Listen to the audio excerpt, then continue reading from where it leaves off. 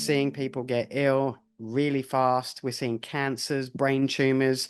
We're seeing people having their ovaries removed at higher rate. Everything you can imagine. Like it's just a disease explosion. Only this is non-specific. It isn't causing one symptom or a small area of symptoms because it's a complete synthetic invasion. So I honestly don't know what the future's going to hold. I will say at this point, after doing this for 4 years and nothing else, um, honestly, I'm just so angry.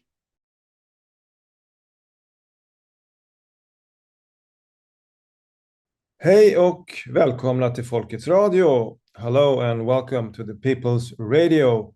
Today with longtime researcher Karl Z from the UK. Welcome. Hey, how are you, Per? Nice to be invited on to speak with you over there in Sweden. Hello to everybody. Thank you.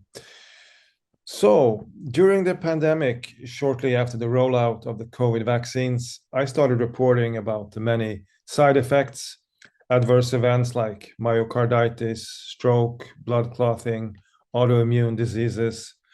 And then in the alternative media, there started circulating images and videos of vaccinated people's blood, showing very weird and spooky high technological structures. And the claim was that this was nanotechnology and that it was self-replicating. And I guess you could say that these images and videos sort of divided the alternative community into two camps, where one was really taken in by this imagery and saying that this was the real purpose of the vaccination campaign, to get this technology into people's blood and eventually turn us into cyborgs or something like that. And the other camp was skeptical, saying that this was fakery or too crazy to believe in. And to be honest, I didn't really know what to make of it, but the phenomenon hasn't gone away. And Karl, you have really looked deeply into this, and you are also part of a microscopy community, you might say, with people sharing videos and theories about this. And according to you, this did not start with the vaccines and it's not limited to vaccinated people. We all seem to have our blood contaminated these days. So, before we dive into all this, perhaps you can introduce yourself some more and tell us how you got started examining blood under microscope. Yeah, so the things you've said are probably quite an accurate rundown of the situation and what most people have been seeing with the two groups of people. And one of them showing the artifacts in the blood that have been rather weird, and certainly weren't there prior to the pandemic, except in certain conditions. And then you had the other folk that went with the powerful people who basically called themselves science, so and control the media. So there's something in that. Now, my story began when I lived in the States, and during the beginning of or end of 2020, beginning of 2021, I started to get quite ill, and so did a neighbor who likes to remain anonymous. Um, and we were told at the time to stop drinking the water. It's been contaminated for like a week. So we stopped drinking the tap water, and a bunch of really strange stuff started growing all over the house, all over the garden. I started to present with nervous system issues and had really bad shakes going on. My eyesight started to go, my hair started falling out, my joints started to collapse, and I would fall on the floor with my knees locked. I had lesions forming from my feet upwards. Um, the skin looked terrible. It almost looked like something between a cross of radiation victim and toxic waste victim. And some of the lesions would look like wet scabs that wouldn't heal for many, many months. Um, the neighbor, interestingly, presented with some of these symptoms. And of course, we had just gotten into the beginning of COVID. Um, so the response was when I went to a hospital was, am I on drugs? Which is a pretty common, uh, thing for somebody to have said to them these days. It's not unusual that within the medical system that somebody will be in, um, pushed towards delusions or something, and clearly have visual symptoms to quite some extremities, and they're told that this is in their head. And I think Lyme disease and Morgellons disease are an interesting one because they've had in most of the Commonwealth countries where it was spread or distributed to, they played this same game within the hospital medical systems where like 1 in 10 patients was allowed a diagnosis, and no matter how bad the rest looked or how equal they were to the other one they diagnosed, these people could not have it and had to go down the path of mental health. So I began realizing there was some kind of weird stuff going on with this, and seeing what happened to the neighbor. She was told she had COVID 3 times. Um, so yeah, my story started around about there. I ended up becoming extremely ill when the government system decided to literally target me, I believe is the word that you would use. And my life became hell. So I won't go into those details. It was an extremely traumatic experience, but I basically left everything, my businesses, a lot, got on the plane. My nervous system was shot. I could barely think anymore. I was in pain all the time. I was scared. I couldn't do my taxes or anything. My body was falling apart and I felt like I was dying. So I just took the last bit of money, got on the plane, went back to my family, just turned up in the UK and said, help. And I slept for about 5 months solidly. I could barely have a thought. The pain was so intense. My head hurt. My nervous system felt like it was on fire. There was constantly a tear down my face. I had facial palsy. So the left side of my face would drop. You'd see the bottom of my eye, the bottom side of my left side of my face, and I'd have the nerve pains. And I managed to slowly get together a little bit. My neighbor was dying of cancer. He was a scientist. He was a metallurgist, actually. And he became fascinated. And in the evenings, with what little energy I had, we looked at blood. And, under a dark field microscope that he had purchased for me and said, oh, you can pay me back in small amounts. Um, So, Carl, but you didn't take the vaccine, did you? No. no, I did not take the vaccine. So was this neighbor the first person that sort of introduced you to the idea that you could look at blood under the microscope and find out what was going on? Or just tell us sort of how you got into this nanotechnology analysis. Yeah, well, he wasn't the first person. It's just that I had left every single thing I owned in America. But yeah, I didn't have anything. So the guy next door who had cancer had the vaccines, realized that the vaccines had affected him. He was kind enough to buy me a cheap amscope microscope at the time, which, I bought the cheap camera that went with it, which was great. It got me back onto hope. And it's been great because as we can see with some of the images and the work that we're going to look at, it caused me to design what I believe is the world's most powerful dark field microscope. It uses a reconfigured, it's not the tidiest thing in the world, but it's got a reconfigured massive heat block in there with 300 watt new technology broad spectrum LED. So it's got the full range of light excitation, which helps you see the materials and find details a lot easier. It also allows me to shut the aperture more on the objective, which is like the iris on the objective, and it gives you a more colorful representation rather than a uh, vague, more monotone representation of structures. And we'll see examples of this, but using my electrical engineering sort of skills that through self-teaching, it was a hobby for me. Um, I decided that, I would try and build some lab equipment, try do some of the testing, study the papers on synthetic constructs and all that kind of thing as time went by. But as you said there in the beginning, I didn't suspect it of being nanotechnology or biomimetic or synthetic constructs. My original tuning was towards, engineered bacterial forms, or, engineered fungus. And I'm now aware that these are very old and mundane ways of engineering with restrictions, problems, and they're not the preference. An almost all synthetic system that simply unpacks from what would almost appear from nothing be from nothing under the microscope, and forms structures like we're going to look at. That those are the kind of systems that they really put most of their money, their research into.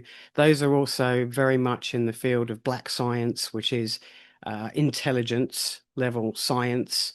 So, just let's just begin from the very basics because most people watching this they don't have any prior knowledge and they don't have a microscope. So, for me, as I said, it started during the pandemic that the videos were being posted on alternative internet sites, claiming that this what we see is self-replicating nanotechnology, and this is in fact what it's really the vaccine campaign is all about. And there were also debunkers claiming that this is fakery and so on. And so just take it from there. What is it that we are seeing? Maybe you can begin by showing us some of these images so it becomes and tell us your explanation. What are we seeing and what is taking place? Absolutely.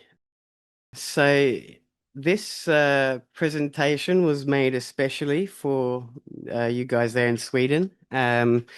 It's not the most comprehensive, but it does go over some pretty interesting points. And there is a hell of a lot more to this. So I wouldn't be able to ram this in a small interview. So we could go further over time. What is this we are seeing? Is this blood with vaccine in it, or what is this? Okay, so image one, three, four, and five. These diagrams are specifically from blood.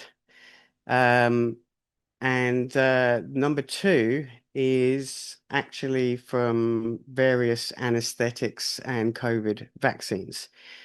So, first of all, you asked the question, what should normal blood look like, Yes, basically? yes. So healthy blood is usually bioconcave, which means we have a disc in the middle of the blood, a discoid kind of compression, sorry, in the blood cell. Um, it looks like a sherbet mint if you're English. Um, and yeah, it's normal blood is kind of very plain, and I would say healthy blood isn't very exciting to look at because the plasma is usually quite well filtered or clean. Um, if you don't have disease, you shouldn't have any embedded structures within the blood cell, no blood-borne parasites or anything like that. You should really have a beautiful void space in most cases. So just to make sure, there's two arrows here. One is pointing to healthy human blood, and the other one is pointing to a more synthetic, as you claim, blood, right? Sure, yeah, yeah. I mean, we can go through the vast libraries I have of blood, but I have endless. This is seen. These are the kind of things that I'm seeing. There is no clean blood. There is no blood that doesn't show with these foreign synthetic artifacts in it any longer. Um, Okay. So show us maybe some more enlargement of synthetic blood, what it looks like. Uh, sure. So, yeah, here was the next quick screen again, quick blow up. There's the normal blood again. Here is blood now with a massive lipid bilayer vesicle in there, which is producing material inside of the structure. And again, we can look at that in later pictures. So it's a drug delivery system, a vesicle, but it's also how you make bio warfare, and it's also how you birth transhumanist-like technologies. And this is an absolute fact. I just want to pause for a minute so we don't go too fast. So basically, if I understand you correctly, you correct me if I'm wrong. You're saying that we see a clear difference between normal blood, what it used to look like, and synthetic blood. And you're also saying that basically there is no longer any normal blood. All of us, no matter if we have taken the vaccine or not, our blood look like this today. How can you make this claim? Have you looked Well, it wouldn't be fair for me to say that every single person on the planet doesn't have this. But I will say in about 400 bloods I've personally seen, between me and other people who have been looking at blood directly, um, uh, you know, since August 2023, I managed to get my blood looking, I was so proud, I was so happy. I managed to get from that whole situation I was in, and I managed to learn how to change my diet, use the right detoxes, and I managed to get my blood looking that picture on the left that was the clean blood, that was from then. And then August 2023 came, and suddenly I started to see the same artifacts that, as you said, not only did I see in my blood prior to um, me getting well, but was the stuff that people were posting online that was showing up in small media. And, this became prevalent. At that point, I had only seen this extreme phenomena in my grandmother was vaccinated and she suffered from it terribly. It's wrecked her. And my mum as well. And I had a few friends that visited. They were vaccinated. Theirs, being younger, didn't look quite so bad at the time, but surely all of the same materials were there. And then since then, every blood I looked at, when I was in the when I've been in Zoom meetings, we've had live blood analysts. Some of them have been on the small media because we tried to look for people like this, from America, like Kelly Backer. She spoke out, and said, what do I do? I'm a live blood analyst, and my patients are pointing at the screen saying, what's all this stuff? And they've got no choice but to say, well, I don't know. Probably nothing. But then they're all freaking out and they're all, conversing over it between themselves. I've not personally seen anybody show any clean blood. And I've seen a lot of blood, including the blood that I've done and the regular meetings and displays from people in other countries. I don't know anyone that's claiming to see any clean blood. That's all I can say. So one argument that one can hear against what you're saying is that if you have a good enough microscope, you enlarge enough, you're not going to find weird stuff in anything, basically. You just enlarge it enough, and then you're going to find stuff. I'm just going to show you a very, very short clip with this. There have been two prominent so-called debunkers, Kevin McCairn from Australia and Dr. Fleming. So here is I just want to show you very, very quickly. What happens when you have air bubbles on there? If you just tap the slide, they'll connect, just like you see on the videos that they're recording of these nanotechnologies connecting, communicating. It's nothing more than air bubbles. What kind of a crap microscope is that? I can barely even see the blood cells on there. So they're saying that it's air bubbles, salt crystals, and another claim is that it could just be dirt on the glass of the microscope, which is so enormously enlarged that it looks like science fiction. What is your response to that? Well, I would say, again, we look at that image of the vesicle, beyond any doubt, uh, beyond any doubt, I can prove those are bilayer vesicles. I have done the work. They have membranes. They are multi-layered. I can see them constructing from modular components. I have images of that too. They match synthetic biological processes known to biomimetic sciences, not just those sciences, but any science where they need to use a bilayer vesicle or a multilamellar vesicle as a complex constructor. Now, an air bubble doesn't have repeated materials assembling inside of the air bubble because it's air. Uh, I can show you variations. I can show you dyeing and staining that shows you that these vesicles are created by protein aggregations. I can show you, there's not much I can't show you. I can show you multiple forms of proof that these are not bubbles. And if they were bubbles, what we're saying is that most of the live blood analysts, people like myself and other researchers, have synchronously managed to delusionally fabricate that they are seeing bubbles suddenly since the pandemic all over their blood slides. Now, this has been an interesting psychological um, uh, sort of journey, seeing these accusations come. I mean, they're ridiculous when you think of logic and when you think of people in society and how we all think, how we behave, what's realistic, what's not realistic. The governments have had this, whether it be medical, whether it be science, whenever there's an agenda, the first thing they do is try to convince people that everyone has this synchronous wireless link where at the same time we all know how to talk the same rubbish, right? So do you think that that Kevin McKern and Richard Flemings are basically gatekeepers then? I mean, you're saying that because of what I'm noticing. So I would say that that was possibly a logical conclusion. I think it was Kevin McCann I basically sent an email to in 2021 when I looked at my first swab and saw the same stuff unpacking. It scared the complete bejeebies out of me. And so I thought, oh, he seems like a good guy. He put a few videos out showing there was a lot of debris in the vaccine.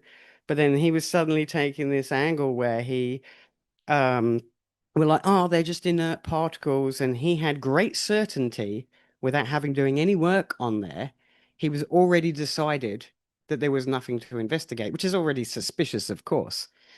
And he didn't respond to my messages. So I kind of didn't pay much attention to him for a long while after that.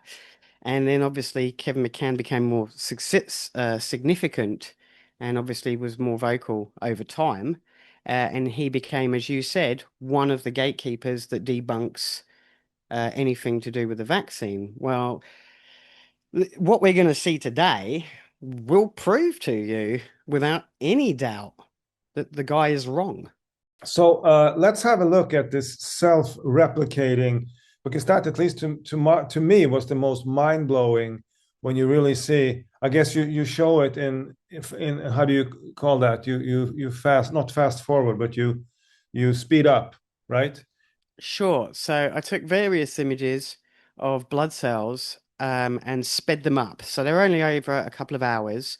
When you pull the blood out on the slide, it kind of looks not so bad for a very short while. And then after about 20, 30 minutes, not even that in some cases, it all starts to trigger off as the chemistry changes. And this is a good one. This is one of those videos that's sped up and you watch it multiple times. Unfortunately, Substack has compressed it, so it's taken the sharp quality away. But as you can see, there's a lot of movement changes, blood cells going out, different materials forming inside of the blood cells. And so, I sat one night and I replayed the video over and over again. And each time I just focused on one blood cell at a time so I could see the changes that were happening in that blood cell. So now we have sort of looked at these images, and you have explained why they are not normal, why they are synthetic. But I guess the big discussion, which you must be having in your community, is what on earth is taking place? Where does this come from? How does it affect us? So you mentioned a few words. You mentioned the word transhumanism. You mentioned synthetic biology. So we're going to come to that. But if you just begin, what is the main sort of theory that you have in your community about how does this enter into our blood? Is it not only from the vaccine? How do we get this into our system? Well, there's a scientist called Clifford Carnicom, who's titled a community scientist. He's American. He's been studying for about 40 years since there was this worse variant of Lyme disease known as Morgellons disease, and also when weird, great big bundles of fibrous strands that were several feet long that looked like chunks of spider web, massive, massive chunks, started falling down on the highways in certain places in America. So somehow he basically decided to look into this curious disease the government kept debunking, that was completely wrecking people's health, and by area as well. And he began studying the materials that we now understand as chemtrails. So what he found was, interestingly, and this is fantastically interesting, he found, or he thought it was bacterial. And so a lot of his work, I think he said to me when I had spoken to him last year, he said, yes, some of the things that I thought were bacterial actually could be the synthetic constructs that you describe from your angle of work using dark field microscopy, staining, dyes, and basic chemical stuff. He said it does, you could possibly overlap this synthetic framework with what he's found over the years in this product. So I think there is, to some degree, some involvement with these previous chronic diseases with chemtrail spraying that began way longer than we're aware now. Can I ask you a question? So if I understand you correctly, what you're basically saying is that we are going through an era where we are being more and more, our bodies turned into synthetic biology, and everybody is getting this into our system from, as you call, chemtrails, from the water, from the air. So that raises the question then, why would they have to vaccinate the whole population, the world population, if we're still getting this into our blood? Because I think so. There is studies. There was a page here that mentions that shedding, and it shows a medical institution's website page where this big medical organization is furious that fact checkers are saying that shedding is misinformation. Yet there are multiple studies confirming not only shedding and self-replication or self-synthesis as an implication, but it actually, I've been looking at the studies recently, which I didn't do so much because I was sticking to my own work for the most part, so I could see what was going on myself. And when I went to these papers, I start to see that it overlaps with everything that I'm personally seeing. This stuff is durable. It's self-replicating, or can provide self-synthesis, and it does. It transfers and it spreads. Now, there are interesting variables when you spread something like this environmentally. Maybe the sun and the UV won't damage it completely. Maybe lack of water and dehydration will not damage it if it's coated in protective layers and shells. And oh my goodness, it's interesting. They have incredible ways of making stuff layered, durable, self-repairing. Look at self-repairing lipids. All of this kind of stuff you can imagine. They've done it. I've done it again. They've done it. And so I think initially what one of the problems might have been is, although this stuff is quite durable, I get the implication that under some circumstances, it doesn't spread and it doesn't work as effectively, and sometimes it does break down. So if you're spraying it, gets on surfaces, if it's there for too long, if there's too much UV light on it for so long, or intense light, or if it gets too hot, then maybe you may slowly degrade some of the components in it. Whereas if you get a plant or an animal or a human being to become the manufacturing vesicle where the perfect conditions are met, because you have 37 degrees of the human body, the blood, which the product was designed to function in terms of stabilizing and recreating itself to distribute to other parts of the body, they create this ideal, lovely little bed for the stuff to, just get on and do what it wants to do. It's stable. It's not going to destroy itself in there. It's not exposed to sun. It's not exposed to, intense radio frequencies, whatever. And so now you say, well, this maybe builds a profile that in order for this stuff to function properly as it slowly takes over the human body, and I think we're quite a way there, is that it's exposure. You need to keep the exposure up in order for everybody to universally take these changes on. You certainly don't want half the population being sheltered from it, seeing all these other people go through changes, and then realizing, oh my God, this is what it is. So, of course, you try and keep this synchronicity. It goes with your plan as well. If you're planning that everyone has digital currency, no freedom of speech, has to log in via ID, and then we start putting them into their hamster cages, it's all done to a time. And I think as much as you see that in any other project or agenda, away from biology, you see the same concepts and war strategy implementation is required within these same frameworks. There has to be a strategy. So there's something going on with that, but I won't profess to fully understand or have inside information. I just know that I'm pretty much 100% sure that Clifford Carnicom is right. He shows the same structures and materials, same processes, same kind of behaviors. It's not normal, and it is synthetic.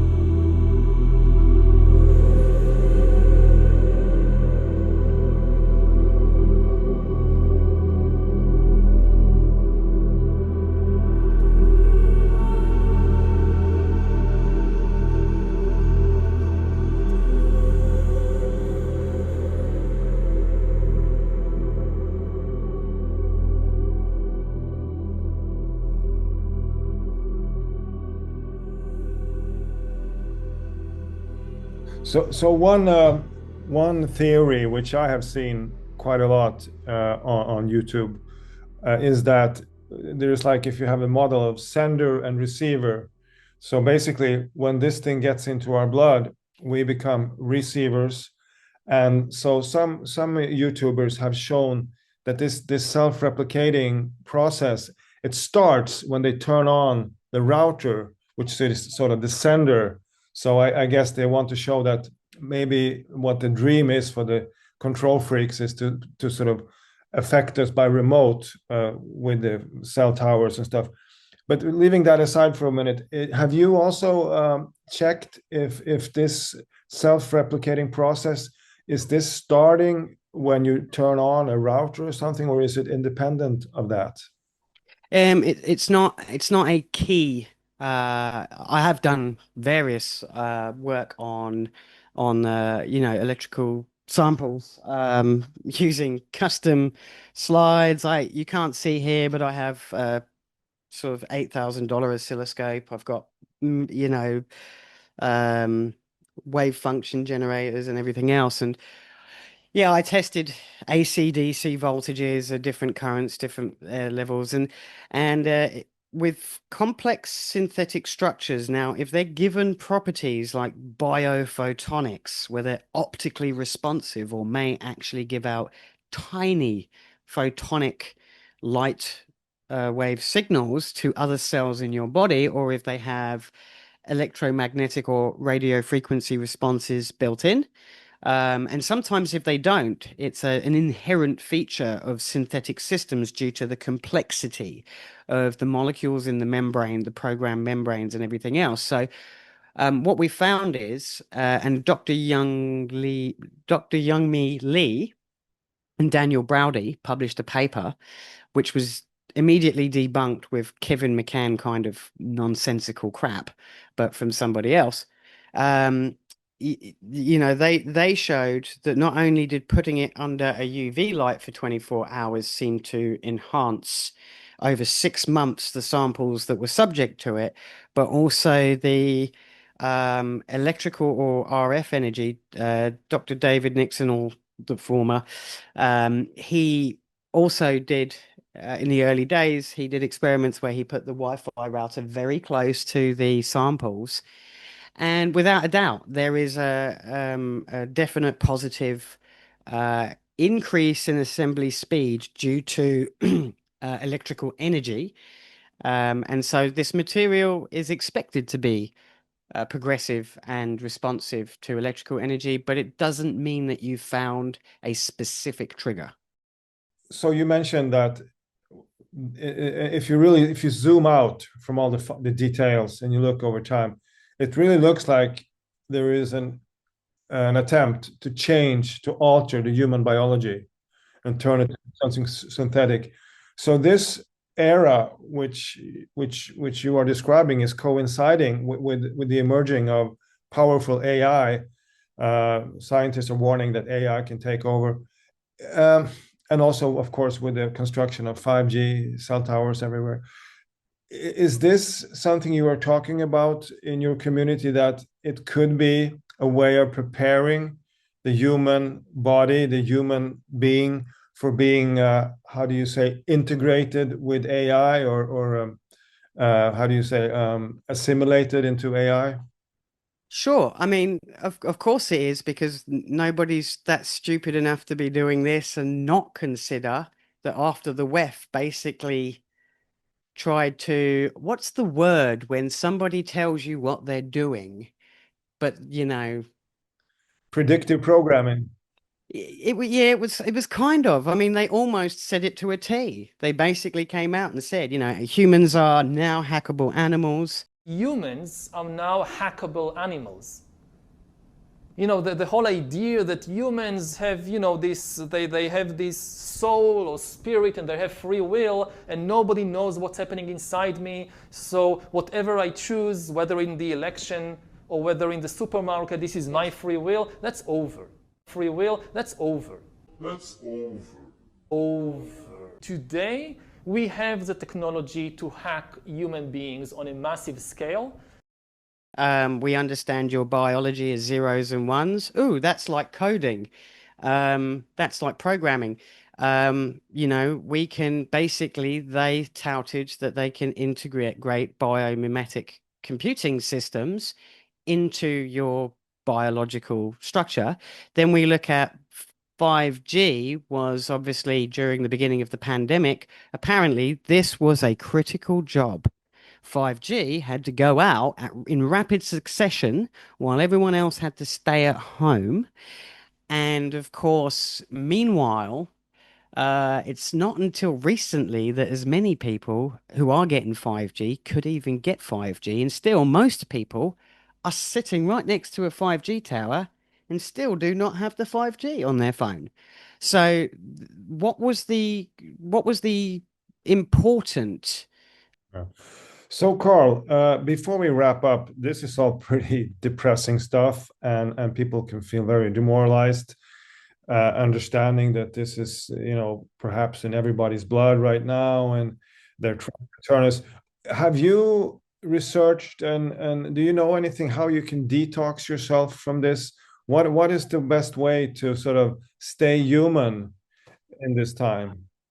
Well, at the moment, I'm going over a rather large Excel sheet list of new stuff, because things that were helping me, and I wouldn't be this well today if it wasn't for finding certain things, because I only had 3 or 4 hours a day. I had massive black rings around my eyes.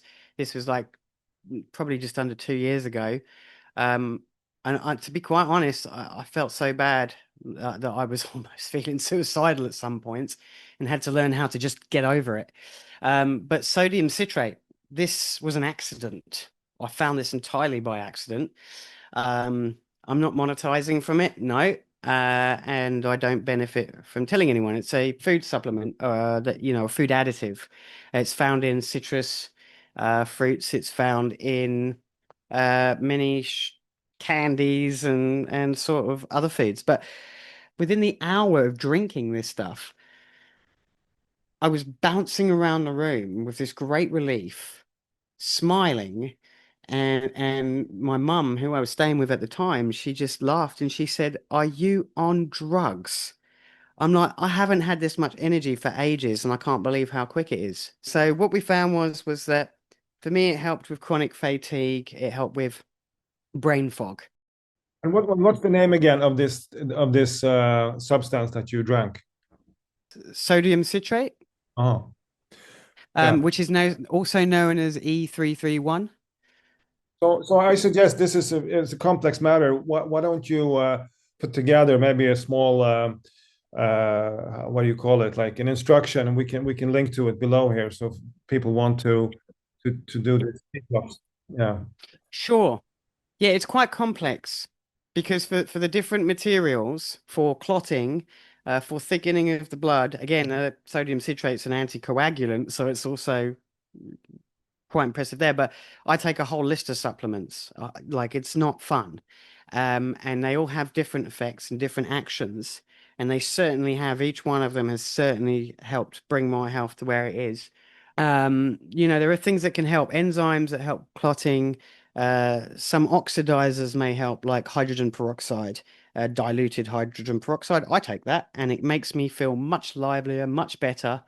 You know, and it's great stuff.